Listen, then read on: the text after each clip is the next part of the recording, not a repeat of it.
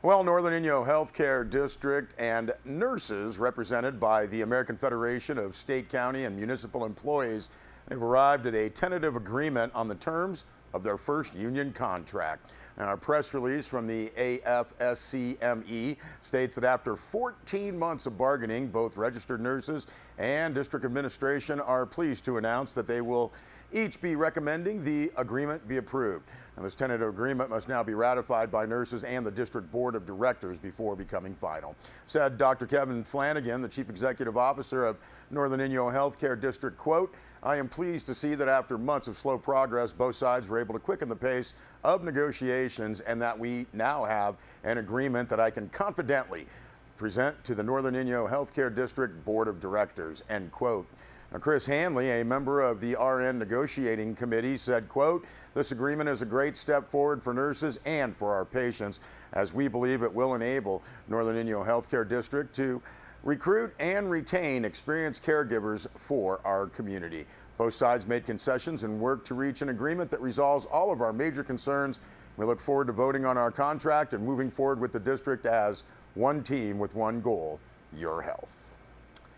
And more news from the Northern Inyo Healthcare District. A press release notes that faced with aging equipment, rising supply costs, and the undetermined price of a union wage package, Northern Inyo Healthcare District administration sought counsel from its board of trustees as to how to fill a $2.2 million gap in its projected 2016-2017 budget.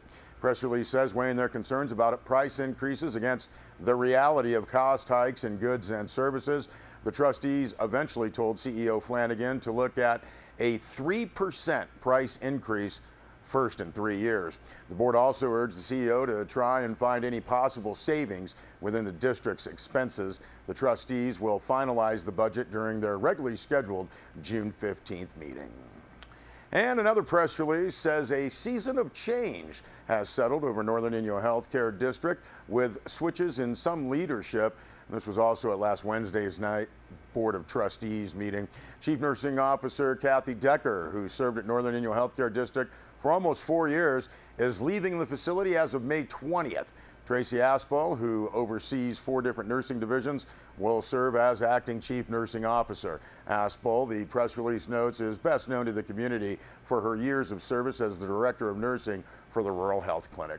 A nationwide search for a qualified permanent chief nursing officer is underway and is estimated to take 3 to 4 months.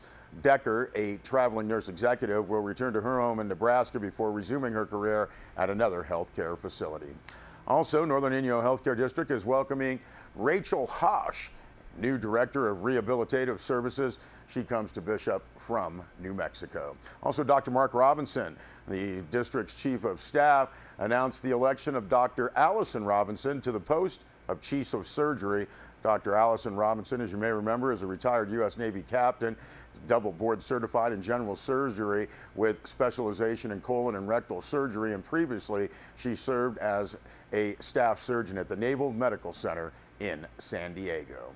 Trustees were also presented a reading of a lengthy list of employees who completed educational degrees and programs. Those full press releases are posted on our website, sierrawave.net. Well, a sad ending to the case of the La Habra man who went missing in Mono County. Mono County Sheriff's Office is reporting that Sunday morning at approximately 10:30, the body of a deceased male was found in Crowley Lake. Mono County Sheriff's deputies were on scene quickly and took custody of the deceased person. The body is presumed to be that of missing person Juan Vierheller, who was last seen at Beaver Cove in the early morning of Friday, May 13th. An autopsy will be performed to determine the cause of death.